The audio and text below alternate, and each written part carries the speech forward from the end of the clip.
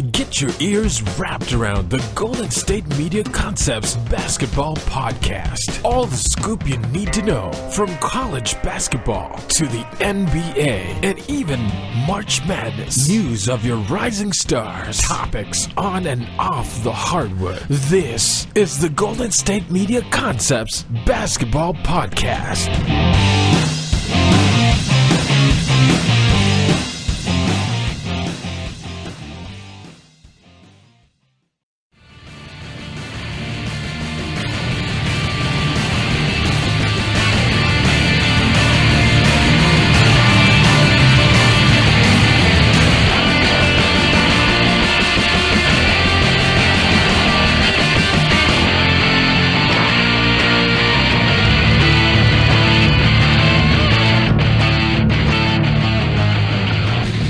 Welcome to the GSMC Basketball Podcast with your favorite host, Ryan Holloway, presented on and by the GSMC Podcast Network for all of your podcast needs. Happy Monday. Happy Monslay, as some people call it. Can't let Mondays get you down. They are great days, too. Don't discriminate on Mondays. You know, a lot of people are, oh, my God, it's a Monday. It feels like a Monday. No, it's the beginning of the week. So you get a Monday right, then your Friday will be even better. So bless up to that. Here's the thing. A lot of stuff happened. A lot. And I mean, it's been kind of wild. First of all, like it's just been a bunch of weird energy going on. Like it's weird. Like everyone desperately wanted Paul George to be an all-star because he had to be an all-star. Like no matter what, this had to be a thing because he got snubbed. And I don't know what everyone's issue is. We can't have everybody in the NBA be all-star. Just sorry, guys. It doesn't work that way. But then Demarcus Cousins has a freak injury and now Paul George is an all-star. So for all you guys that wanted that, great. Congratulations. Now Demarcus Cousins is injured. I'm not saying that you gave off that bad energy. I'm just saying this is what you wanted. In Drake voice, this is what you really wanted, huh? You know, we've got that. Then it's amazing how the same energy kind of works in the opposite for Lavar Ball. It's like the more people dislike him and bad energy source they send to him, the better he does because he's coaching in Lithuania now, in case you guys didn't know. Also, Carmelo Anthony has 25,000 points, and it made me think about some things about how many buckets he gets. And when they say prolific scorer, I want to talk about why that's true, because I don't know why Carmelo Anthony is only 5,000 points behind LeBron. Now, when I say only 5,000, yes, that is 2 seasons. I'll get into the math later, but I'm perplexed that Carmelo Anthony has scored that many points. I'm incredibly perplexed. What else do we have? I believe that might be it. That might be it for you guys today. I'm pretty sure. Wait, hold on. We got one more thing. And, just a little tidbit. Well, I just want to talk a little bit about our social media age and what we actually look for in sports when it comes to the whole Westbrook versus Joel Embiid thing. Because I saw something this weekend, but then I missed something else because I wasn't given like the whole story. It wasn't given to me. However, this is what I want to cover for you guys. This is what I cover for you. I want to let you guys know something. We have the resurgence of all these old shows coming back to life, right? All these old shows. And this made me think about this because I saw Jurassic Park the other day. And yes, I saw the original one when I was like, I don't know, 3 or something. I don't know. But Jurassic Park, they had a remake and they brought back Roseanne and they brought back Will and Grace. And I don't know, they're going to bring back more shows. Hopefully they bring back like Martin and Fresh Prince and they start bringing back those kind of shows too. But I don't know.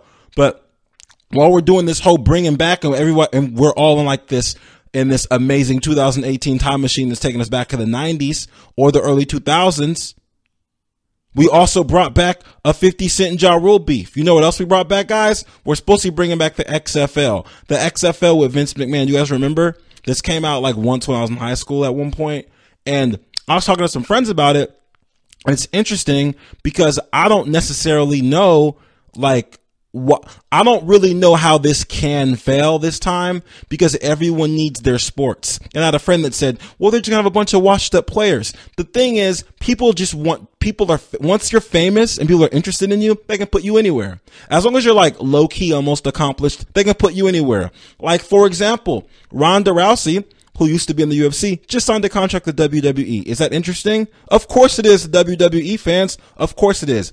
And this is why LaVar Ball and the Ball brothers are so popular. Because once you're famous, like once you get, I don't want to say it's likes or views, but something. Once you get a certain amount of, what's the word? I don't know, cachet or something. This is the thing.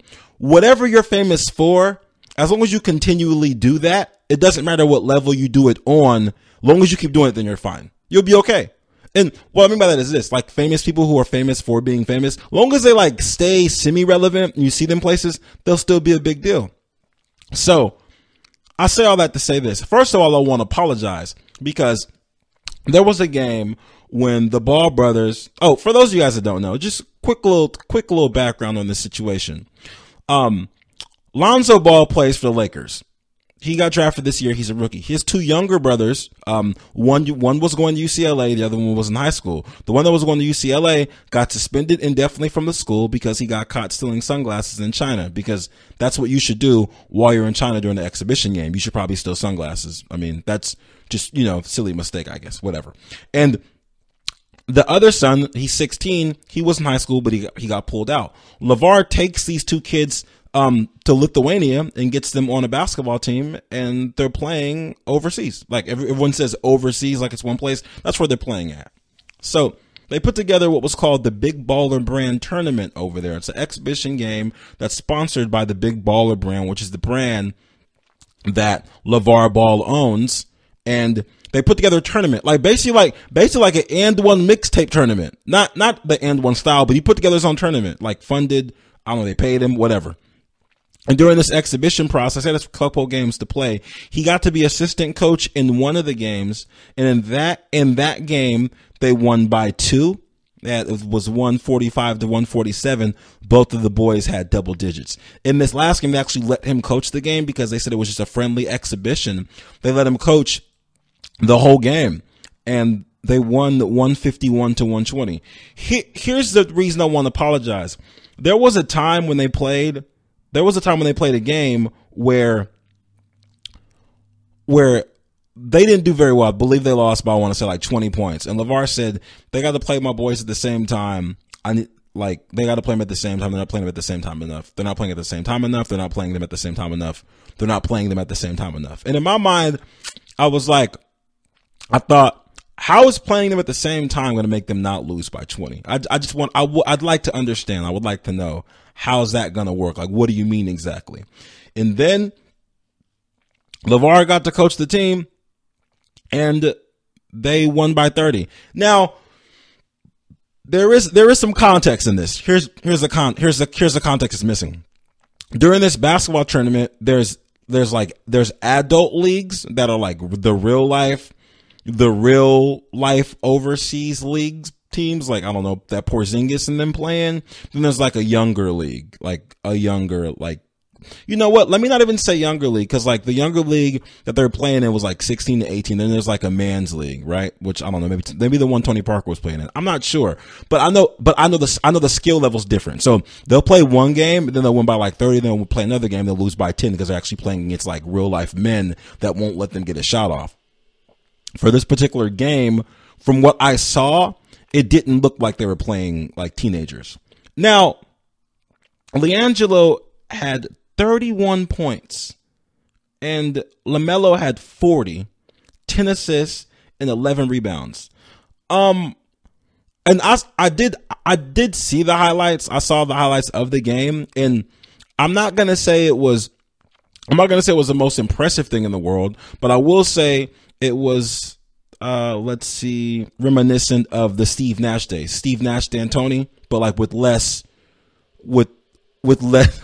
Steve Nash and like less Phoenix Suns. If anyone remembers that, they'd play a game where Steve Nash would come down and pull up, then they would just get back on D. Or just backpedal and pretend they were playing defense. Or Steve Nash would push the ball down, kick it to somebody else, they'd pull up. This is back in the day when Channing Frye, who currently plays for the Cavs, this is when he was wet. This is when he was like an assassin outside the 3-point line. And it was kind of reminiscent of that. And I mean, I genuinely can't knock him because it seems like I'm not gonna say that Lavar knows what he's doing, but I'm not gonna say that he doesn't know what he's doing because the boys seemed overly like relaxed and the crowd seemed to be enjoying. They're getting a bunch of fast breaks. And you know, the interesting thing about this is I don't necessarily know if his plan was to go there and coach. I don't know if that was in the plans. I don't know, but I'm pretty sure he knew he could do it. I'm pretty sure he did know that he can go over there and be like, you know what, they're gonna let me coach this team. I'm pretty positive about it. And in one of his quotes, he said, I can't say it word for word, but he said, all we do is kick butt. Like, I'm always gonna win. This strategy is a paraphrase. This strategy is called kick butt. That's what this strategy is called. Up and down, fast paced, kick butt.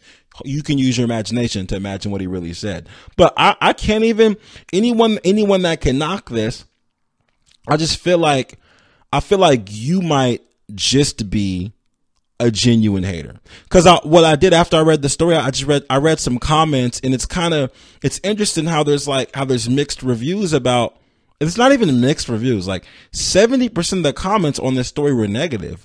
And someone said he's pimping his sons. He's pimping his sons? Like, what's he doing differently that like UCLA would be doing with his son? Taking him somewhere not near his home and having him play basketball. I don't understand. I'm not sure I get it. I saw another comment that said something like, this is great that he's over there. Now we don't have to hear from him. But this was a comment from somebody that read the article. Great. But they read the whole article and then they wrote, we don't have to hear from him. But they like dug deep for this article because I had to dig deep for it because I like giving you guys an update on what's going on over there just because I really think it's interesting that like a guy who played professional sports didn't blow all his money and found a way to like parlay his athleticism into one of his kids being drafted by one of the most historic sports franchises in the history of the galaxy and then moving his other two kids over to Lithuania to go play basketball. Another person said that there people were also like complaining and complaining about the gameplay. And one person said, I guess Lithuania is more concerned about putting on a show than they are about putting out a quality basketball product. Yeah. Like they sell tickets, sir. Like what do you think? What are you talking about? Like my thing is this. Do you know that this isn't they're not making iPhones where they're like, this has to be a quality product or else it's going to fall apart. And what? I don't even understand your sentence. Here's the thing. Amazon.com, not Amazon.com, but Virtus, the team that they play for, they made jerseys for the boys. So they made jerseys. They put them on Amazon for $100. They sold 300 of the jerseys in 10 minutes. Of course they're concerned about putting on a show. They sell tickets. That's what sports entertainment is. It's a show. So the comments I read, the interesting remarks from, I don't like using the word haters, but just the detractors it's insane. You know what? It's not even insane. I just want to let anyone know that no matter what you do in this world, someone's going to hate on you no matter what. So if they're going to hate on you, then you might as well get paid for it. That's part of my advice for the day. I just want to let you guys know that. You know what else is going to happen? So Lonzo, the oldest son who plays for the Lakers, he apparently makes music as well. So he's a rapper, right? He's a musician. He's an artist. I heard a couple of his songs on YouTube, and honestly, for 19, I'm gonna say he's pretty good. Like I think he's all right. Wait, I think he's 20 actually. I believe he's 20. Yeah, I would say he's pretty good. After the Lakers season's over, he's gonna go have a concert in Lithuania. He's going to have a concert. Are you serious? Like, are you for real? Really? And this is how this cycle is so impressive. I'm gonna tell you guys how this cycle is so impressive. As soon as I get back from this commercial. Give me just a moment. Are you looking for the very best NFL and college football podcast? Then check out the GSMC Football Podcast. Get the latest football news both on and off the field. From the NFL Draft to trades to the rumor mill to the NFL Combines, they got you covered. That's GSMCpodcast.com/football-podcast. Get updates on college rivalries, game day insights, and much, much more. It's football talk the way you want it. This show eats, sleeps, and breathes football. Don't forget to like them on Facebook and follow them on Twitter. Visit GSMCpodcast.com for more info.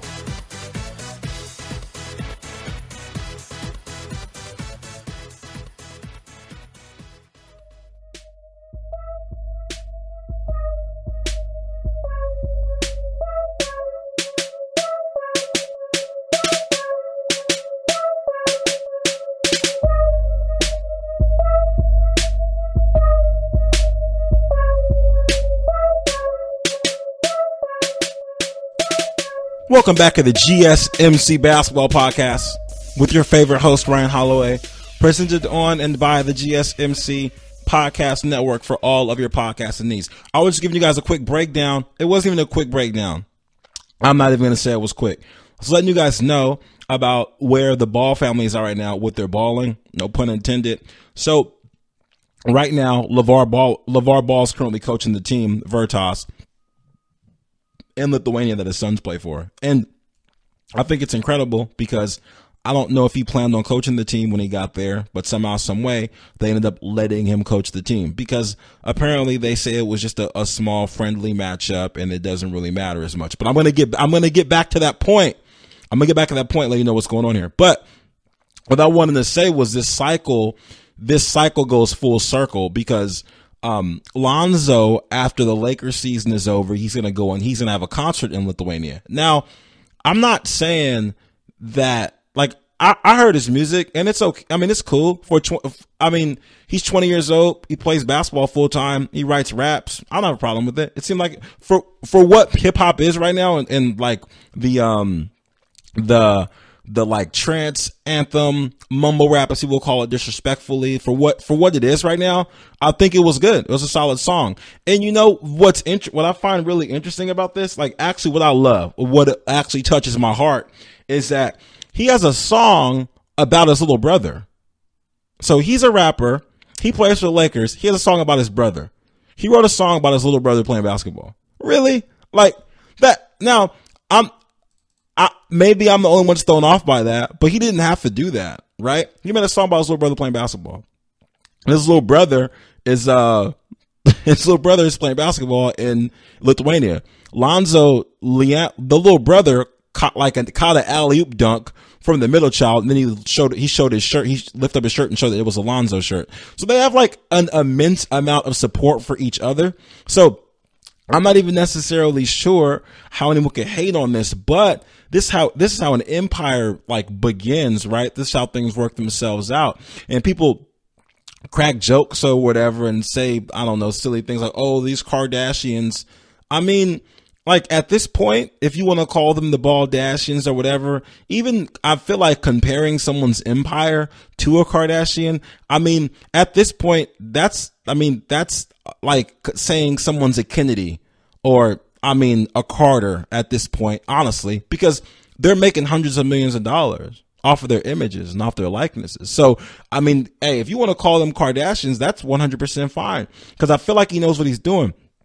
There's a bunch of rappers in the U.S. right now that would love to go do a show overseas and don't know, but like can't get the promoting or can't go overseas to do a show.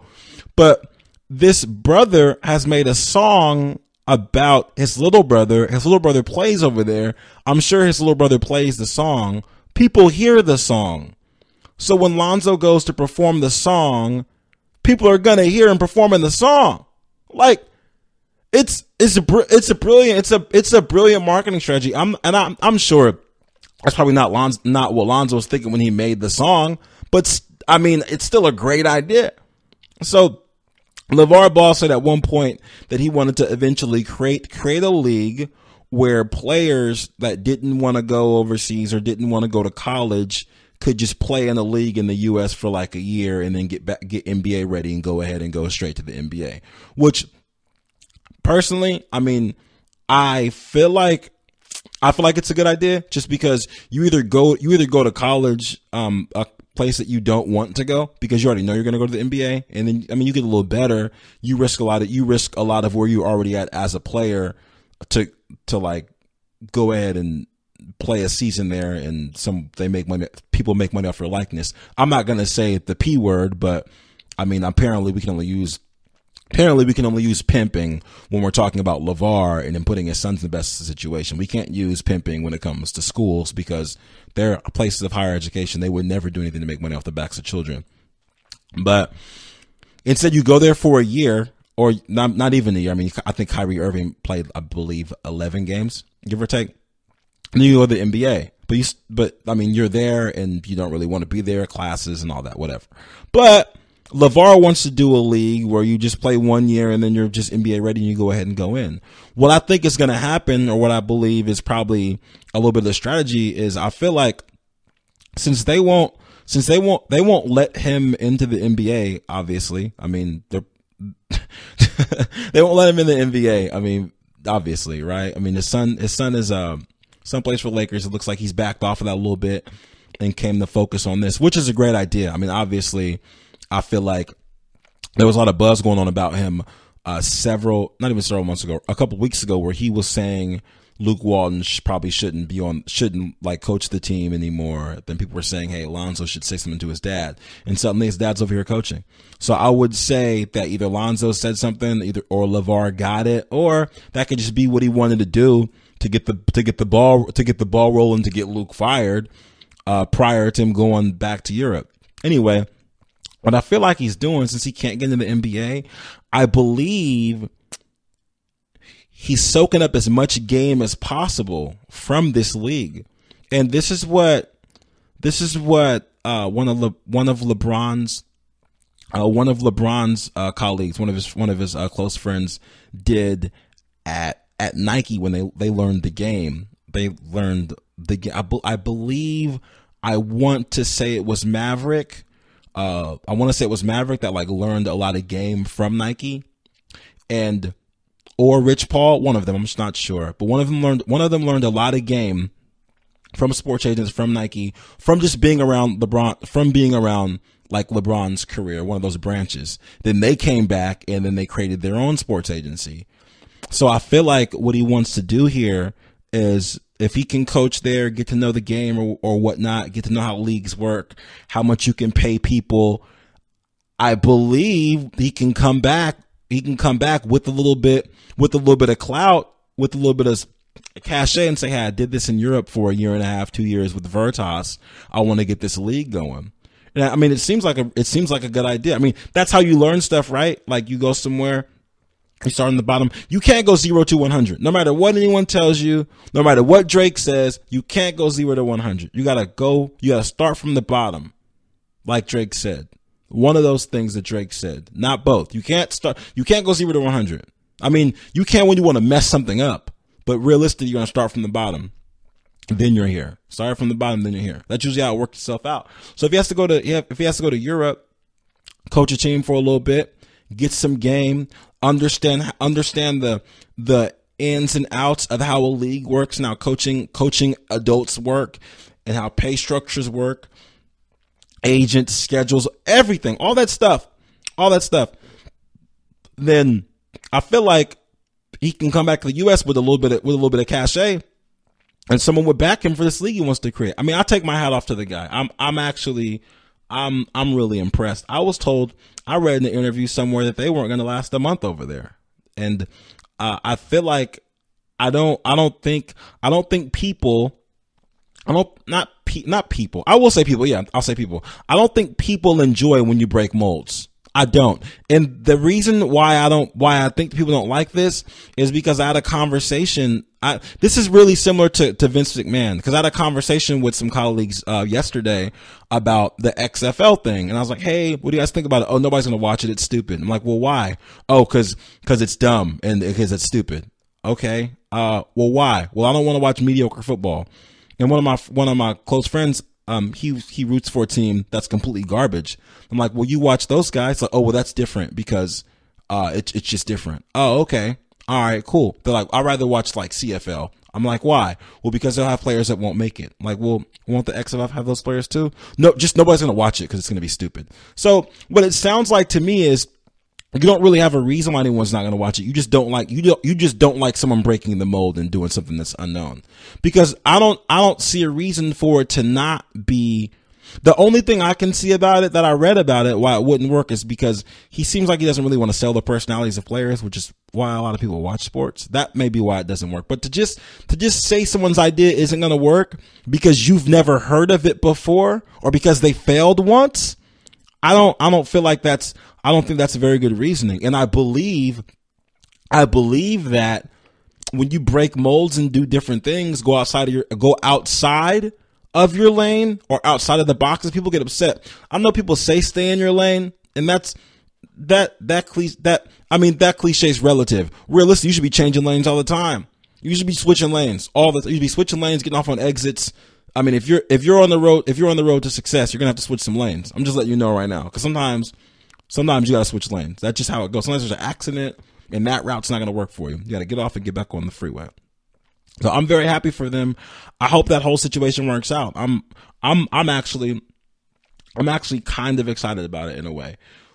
When I get back, I want to talk to you guys about, I don't know. I'm not sure. We might talk about Russ. I'm going to talk about Russ. I'm going to talk about Russ and Joel Embiid. I'm going to give you guys a little quick tidbit on that.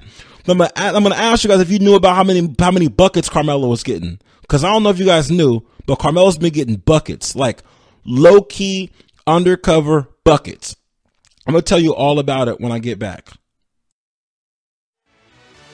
Check out the show that's built on the MMA, from the UFC to extreme cage fighting. They got the fights covered. Check out the GSMC MMA podcast. Get the latest news on past or upcoming fights. Join us as we talk to and about some of the biggest names in the MMA, past, present, and future. When it's the fight game, there's just one show to check out. GSMCpodcast.com/MMA-podcast. Don't forget to like them on Facebook and follow them on Twitter. Visit GSMCpodcast.com for more info.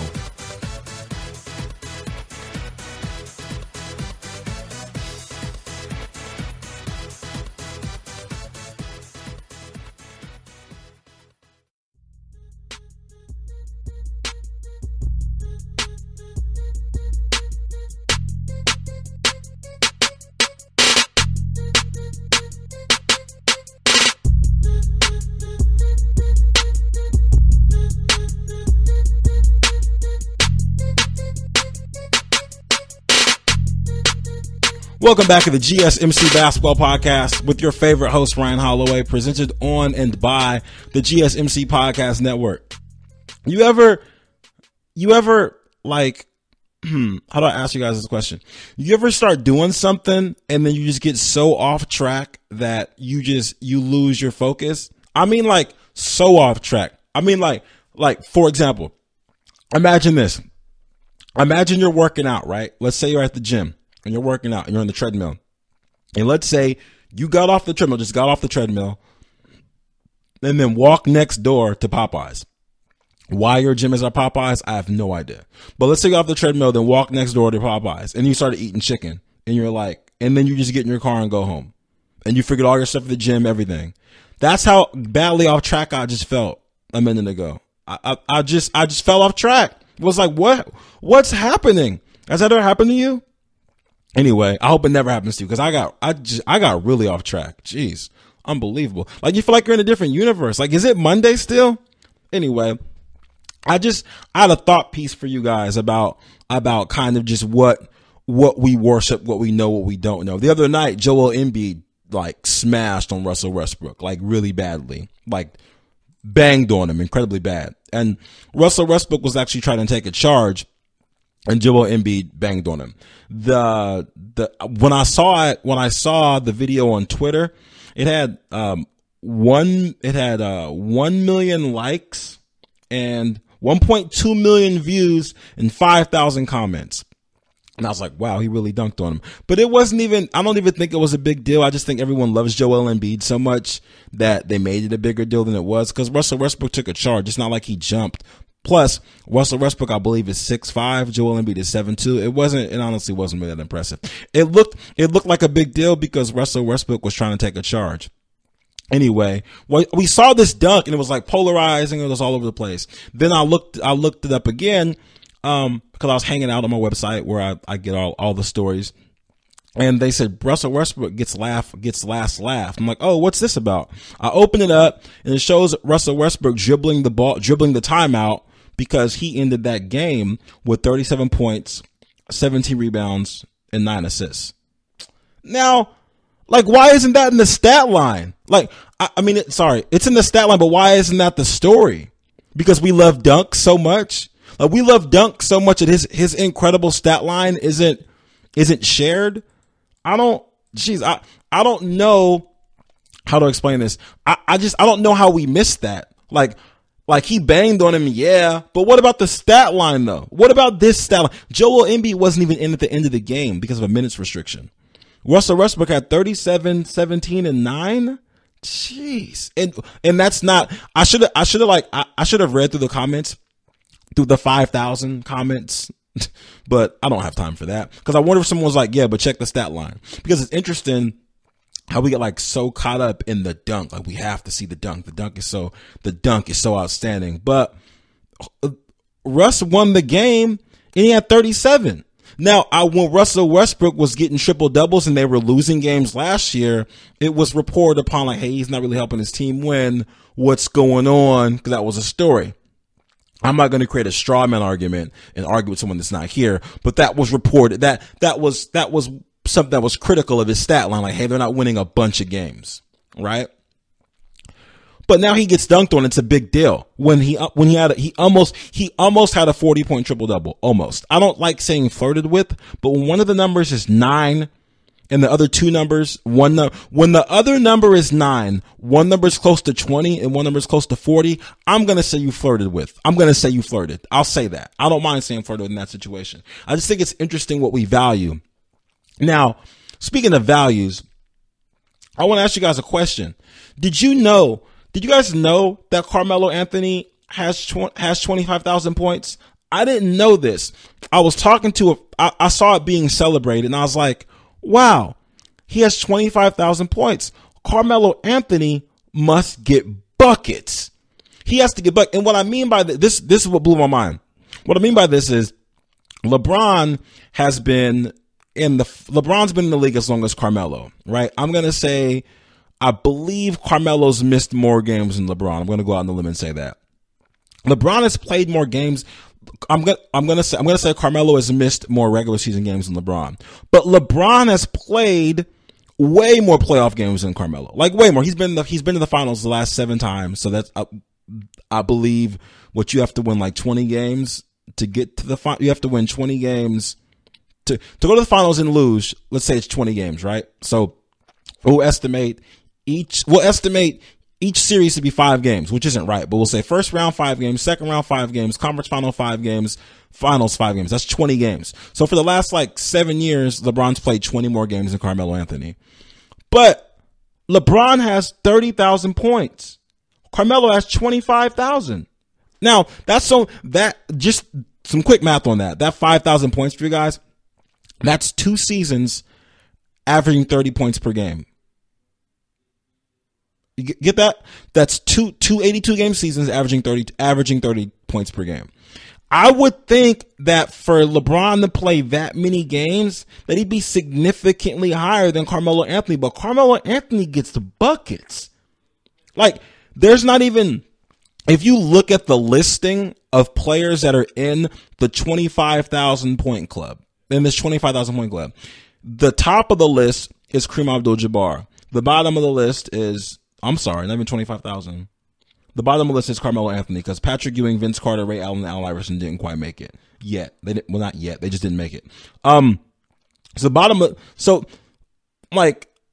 As far as there's not even any players that were drafted or anywhere near LeBron and Carmelo that are anywhere near them in this list. Anywhere, how do I put it like this? Okay, let's say this. All the players from 1 to 25, top NBA scoring, from 1 to 25, the only ones that are on here that are born in the 80s, I'll say that, they're born in the 80s, are LeBron and Carmelo. Other than that, everyone is born in the 70s. I think the youngest person besides them that's on here is probably Paul Pierce. That's insane. I didn't know, and I know this sounds really disrespectful, but I did not know Carmelo Anthony was secretly in New York just getting buckets like that. I had no idea. I guess it's been quiet because he hasn't played any playoff games, but geez, can you imagine? Here's the thing. So I actually hope OKC does really good now because Carmelo should have more points than this. Can you imagine if Carmelo was going to the playoffs? He would have had 30,000 a long time ago. And this blows my mind because I found out just recently. I found out just recently that Vince Carter's 20th season in the NBA. So I wonder how many points he had. Vince Carter has 24,000 points. He needs 300 more to get to he needs 300 more to get to 25,000, which is a big deal because there's only 21 players with 25,000 points. So I don't know if he's going to hang around a little bit longer, but Vince Carter's been in the league since 98. Carmelo's been in the league since 2003. I know Vince Carter. I know Vince Carter at this point in his age. I know he's played more games than Carmelo, but I want to say that sounds stupid. But because it's 20 seasons versus not 20 seasons versus like 16. But I'm positive Vince Carter has played more playoff games than Carmelo. Positive of it. But Carmelo is such a prolific scorer. See, that's the thing. That's why I think shooting is so underrated still. It's still underrated. Even though we see Steph Curry pull up, like we see Steph Curry shoot threes, we see all that. The three is highly celebrated, but the mid-range jumper is so underestimated. It's incredible. Like Carmelo has all those buckets because of three-pointers and mid-range jumpers. Mid-range rocker step jumpers where he's killing people with pivot step, killing them with pivot steps, killing them. And that's why he has all those buckets. Even Ray Allen, like Ray Allen is 500. I don't know why Ray Allen retired so early. Ray Allen is 500 points away from 25,000. He's not going to get 25,000, but a lot of his points, even though Ray Allen wasn't an original splash brother, but he had a bunch of mid-range jumpers too. He had a lot of mid-range jumpers. And the shot is so underrated. I had no idea. I did not know that Carmelo was getting buckets like that. I really didn't. I really did not. It's interesting too because like when he was on the Nuggets, they went to playoffs, I want to say 4 times. I'll say 4. That's my guess. I'll say 4 times. When he was on the Knicks, they went once. This year with OKC, they're going to go back. And I believe that if he has a pretty good run with OKC, he's probably going to get, you know what? He may catch LeBron because he can score more points. He can just score more. And actually, we probably have to check some averages because I know this year has been his lowest year because there's more ball sharing, but it may balance itself out because if they go to the playoffs and they make it to like the second round or whatnot, they make it to the second round and they have to say they play, I don't know, say they make out the first round of 4-2 and the second round they lose 5-1. That's a whole 11 more games he gets to play. A whole 11 that he gets to like have 30 at. So I'm kind of excited. I didn't know this. I remember they released a list. They released a list, how long ago was it? During the summer that ranked the top players and they put like Carmelo, I believe he was like number 40 something. They put him at number 40. It might have been 60, but he was really low and it was talked about. And I was like, I don't know, maybe that's right. But no, after knowing that, I didn't know he had this many buckets. I didn't know. I didn't know he had 25,000 points already. Dwayne Wade isn't on this list. Dwayne Wade isn't on here. And he's in the same draft. Dwayne Wade, LeBron James, all in the same draft. 25,000 points. That's a lot of buckets. It's a lot. And I didn't, the reason this was so perplexing to me is because when I saw the whole LeBron, I saw, oh my God, LeBron scored 30,000. Hooray. Yeah, youngest to do it. And I was like, oh, that's cool. So I saw Melo's 25,000. I'm like, wait a minute. How do you have 25,000 as well? Like they've been in the league the same amount. They've been in the league the same amount of years. and LeBron has played more finals than him. LeBron's played way more games than Melo, but he's only 5,000 points behind. And I say only because that's only 2 seasons. That's only 2 seasons averaging 30. That's all. It's not a lot. It's not. For the amount of basketball LeBron has played, you'd think he'd be significantly further than Carmelo Anthony. What this says about this list, I'm not taking anything away from LeBron though, because LeBron's number 7. Like, this 5,000 points I'm talking about, this only 5,000 is a big deal, because once Carmelo gets 5,000 more, he'll pass Shaq. So don't get me wrong when I say only 5,000. I'm just saying it's impressive for him to have that many points and not have played like that many playoff games. Here's another example. Look, Carmelo Anthony has 25,000 points, right? Shaq has 28,000. Shaq has played, I don't know, thousands of playoff games. Thousands. Literally, I don't know. Not thousands. Hundreds? I don't know. He's played a lot of playoff games, finals, all that. And he has 3,000 more than Carmelo. Carmelo gets buckets. I honestly believe, I'm going to say he might be the most underrated OG in the league, if there's a category for that. Do we have the most underrated OG? Can I say that? No, is that a thing? Okay, well, I won't say that then. Currently, according to our producer, there's no award for most underrated OG. So fine. I just want to let you guys know that Carmelo has 25,000. And if you were underestimating him, then you have to reevaluate your underestimation. And if you've always been a worshiper of the Melo God, then my hat's off to you. Because Melo has been getting a bad rap for a very long time because of that whole New York situation. Sometimes what we want isn't always what we want, you know? Like, he really wanted to go to NY and it really didn't pan out. That's actually, there's an analogy about life somewhere in there. Cause I mean, I know he enjoyed New York and he loved it, but it probably didn't work out for basketball like he planned. But I don't know, they gave him $100 million. So who am I to say how he feels about New York? I don't know. Maybe if there's like an interview or like a 30 for 30 or something like that, where it's like, yeah, I probably wish I'd have stayed in the Nuggets, with the Nuggets or something or whatever. Who knows? I don't know. Like, we don't know what would happen. But with that, what I'm going to do is I'm going to take a quick break. When I get back, I'm going to tell you guys about Demarcus Cousins' injury. Be right back. Check out the show built around the women of MMA. From the UFC to the extreme cage fighting, we got the fights covered. Listen. It's the Golden State Media Concepts Women's MMA Podcast. The latest news of upcoming fights, discussions of previous matches. Join us as we talk to and about the biggest names in women's mixed martial arts, past, present, and future. When it's the women's fight game, you know where to listen to. The Golden State Media Concepts Women's MMA Podcast.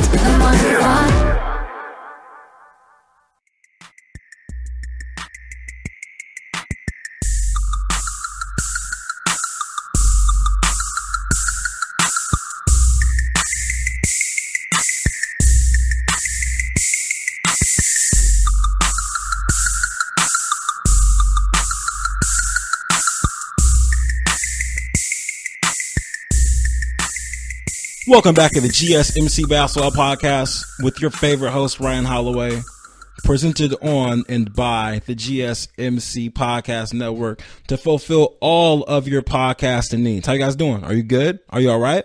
Is Monday treating you okay? I hope so, because this Monday, actually, to me, it feels like a Friday. It feels really good. I'm kind of excited about it. As promised, I told you guys I was going to talk to you about Demarcus Cousins' injury. He tore his Achilles the other night. And you know what sucks about this injury is that it's kind of like it's kind of a freak injury. It's like a low, I don't want to say low impact, because for something to snap, something happened. But it's interesting how it happens, because there's not a lot going on around you when it happens. It's not like complete chaos. Like, if you see someone roll their ankle, they come down on their ankle tough. Like, you can see it. They fall on their ankle just tough. And you can see the whole thing, or Paul George leg injury. It's not catastrophic looking. It looks like someone tweaked something and they like kind of hobble off and they already know what's going on with it. Demarcus Cousins hurt his ankle against the Rockets the other night. It was interesting when it happened though, because because when I was watching this game, and it looked it looked kind of raggedy the way it happened. Like, it looked like the game, like, as it was happening, the game was just really raggedy. I was like, what's happening in this game? And usually when you're watching sloppy basketball, you can tell somebody's going to get hurt, because the Pelicans were up about 20 points when I was at the gym, and I saw the game getting kind of loose and like kind of just raggedy towards the end. And they ended up holding on the lead and winning the game by 2. It's probably because Demarcus Cousins ended up going out. But it's interesting how when basketball starts to look raggedy, just raggedy stuff happens. But what I thought was a strange coincidence, how there was this massive uproar about Paul George not being selected to the All-Star game. And which I don't know if us as fans get spoiled or what we expect from sports.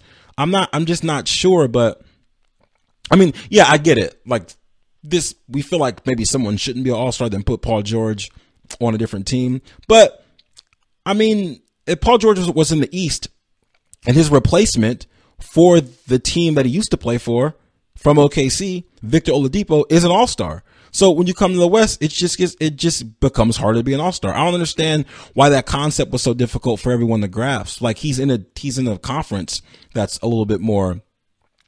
maybe a little bit more difficult. Also, Paul George, to us, he's a big deal, but he's not necessarily like a household name. Like, I don't think your mom knows who Paul George is. I'm not 100% sure. And if he's not a household name, you switch conferences, there's a possibility that maybe you're not gonna make the All-Star team. But Boogie Cousins got hurt, and now he's on the team, so hopefully you guys are happy about that. I mean, I guess that's what you wanted. This is what you really wanted, huh? Anyway, about this Achilles injury, when I was reading about it, they said it happened from fatigue, and I was like, it doesn't happen from fatigue. It's more or less just like a freak accident. But then I looked more into it, and Demarcus Cousins has been playing the best basketball of his career. His averages for like the amount of points he has this season are like congruent with Kareem Abdul-Jabbar, Michael Jordan, and Hakeem Olajuwon's like best seasons as far as their averages go. Within 9 days, they played 4 overtime games. He's played the most minutes that he's ever played, ever. And he should have had some rest. But they're not allowed to rest players though, right? Like, they're not allowed. And this injury is interesting because it does happen from fatigue. Because, I mean, your body just gets tired, right? And then sometimes it pops. Some people never tear their Achilles, but sometimes it just goes out, right? This happened to Kobe, the season when D'Antoni had him just guarding the best players on every team, because he felt like he wanted to, I don't know, make a statement, or he put Kobe on like the most incredible defensive assignments, and Kobe was beat. It's a beat, and he tore his Achilles. Happened with Chauncey Billups as well when it was believed towards the end of the Pistons dynasty. When I say dynasty, I mean like their playoff dynasty of them like just being in the playoffs in the East all the time. Like, he tore his Achilles just kind of standing there. He walked backwards a little bit and it just popped and he fell down. And that's how that injury happens. It's just wear and tear. But I think it's so wild that the players aren't like, you can put people on minute restrictions, but it has to be for a reason. Like, they have to be coming back from an injury, like Joel Embiid or Isaiah Thomas or Derek Rose. They have to be coming back from something to say minute restriction. But Boogie and Anthony Davis have been balling. And I guess, I mean, I feel like this is a situation where if you did rest a player, then everything would hit the fan. Like, it would hit the fan because they're up and coming. Boogie, Cousins, and Davis are balling, and they're younger guys. So I feel like they didn't even have an option to rest these guys. But it's just unfortunate because their season's over now. Like, I feel like they were going to make the playoffs. I mean, they have in the past. I don't see why they wouldn't have. This was Demarcus Cousins' first full year outside of Sacramento balling, and he's hurt. And I feel like if he could have got maybe 1 day of rest, 2 days of rest, something, then we wouldn't be in this situation. But we like basically like run these guys into the ground and then say, no rest. You can't get it. You can't. No. That's impossible. You can't get any rest. But he's averaging 25 and 16. Can the guy have some rest? And he shoots threes. So I don't know. I honestly feel bad for Demarcus Cousins because he's having an incredible year. He was asked after one game because he was so gassed, and he was asked by his personal trainer doing a lift after today's game, and he said the only reason he didn't flip out on them was because he was so tired. It's like, I'm exhausted, bro. Like, I don't want to lift any weights right now. What do you think this is? I can't handle that. No, I'm tired. So, I feel bad for him. Hopefully when he bounces back, from what I gather, Chauncey Billups, someone that has had this injury as well, he said that it's not difficult to recover from, and he said that he knows Demarcus Cousins and knows that Demarcus Cousins is a hard worker and that he'll bounce back from this. Which, I really hope he does, because I was actually pretty excited about his season so far. So everything's gonna be okay. This time in NBA history, in 2015, Kyrie Irving scored 55 points against the Trailblazers in a win, 99-94. I had no idea that Kyrie Irving was. I didn't know he could score 55. I'm pretty sure he scored somewhere near 55 around, like, in this season, but I didn't know he could score 55 like that. I had no idea. You know what's so interesting about Kyrie Irving? I had a conversation with some friends recently, and Kyrie Irving's handle is ridiculous. Like, his handle is crazy. And we're having like debates about him and Allen Iverson, so on and so forth. We were talking about, and I felt like Kyrie's handle is crazy, but Allen Iverson was just incredibly fast. Like, I felt like Allen Iverson was like faster than John Wall, and John Wall's the fastest man in the world, in the galaxy, in history. But Kyrie's handle is so ridiculous. Like, I don't even understand how he gets by some of these people that he's getting by. And for him to score 55 points off of, like, I want to say primarily like layups, because he can shoot the ball, but he's crafty getting to the cup, and he's gonna be a prolific scorer himself. I hope that he improves his jumper so he can play a really long time, because that wear and tear, going from one end of the court to the other end of the court and using that much energy to score, it's gonna take a toll on the body, similar to Derrick Rose and Allen Iverson. So, hey, work on that jumper, Kyrie. But either way, good luck in the All-Star game, because you and LeBron are on the same team, and this should be great. Him, LeBron, and Love are all on the Eastern Conference All-Stars, because they did the whole street ball pick'em style thing. So this should be interesting. Basically, the Cavs are going to reunite. Sorry, Love already plays with LeBron, so it's not like the Beatles getting back together. It's not a big deal. Either way, that has been the show for you guys today. I greatly appreciate you tuning in for another episode of the GSMC Basketball Podcast with your favorite host, Ryan Holloway, presented on and by the GSMC Podcast Network to fulfill all of your podcasting needs. Live long, prosper, watch for potholes. Tired of searching the vast jungle of podcasts? Now listen close and hear this out. There's a podcast network that covers just about everything that you've been searching. Hey! The Golden State Media Concepts Podcast Network is here. Nothing less than a podcast bliss with endless hours of podcast coverage.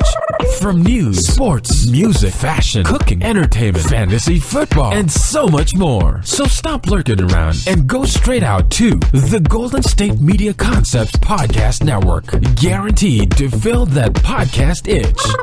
Whatever it may be. Visit us at www.gsmcpodcast.com. Follow us on Facebook and Twitter, and download us on iTunes, SoundCloud, and Google Play.